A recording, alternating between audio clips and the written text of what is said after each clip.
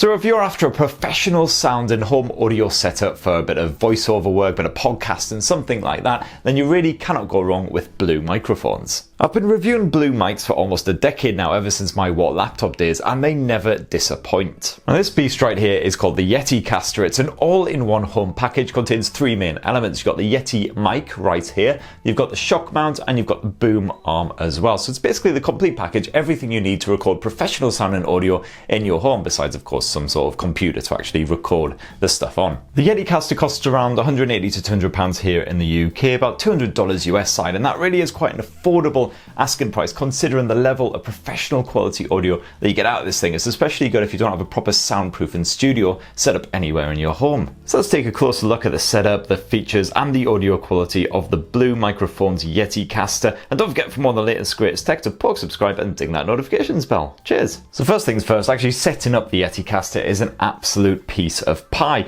Great news if you're going to be moving it about the place at any point. So basically all you need to do is just screw the Yeti mic into the shock mount. Nice and straightforward, just takes a few seconds. Next up, the boom arm actually comes with a C-clamp bundled in the box as well, so you can firmly attach it to any desk or table edge. Get it right to the back there, and that attaches it nice and firmly.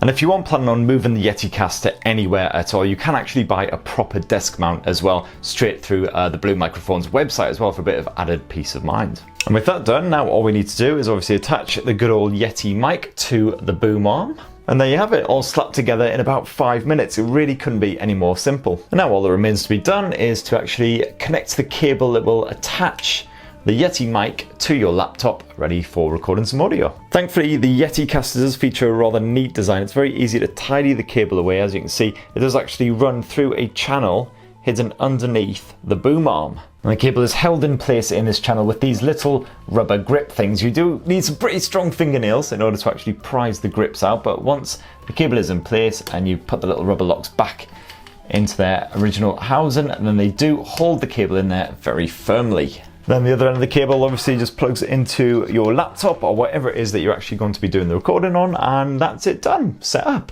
Now that aluminium compass arm is very strong and stable. Basically no worries in terms of the weight of the mic and everything else that's attached to this thing. It will not shake, will not creak or anything like that. It holds very firmly in place, as you can see, even just with the C-clamp.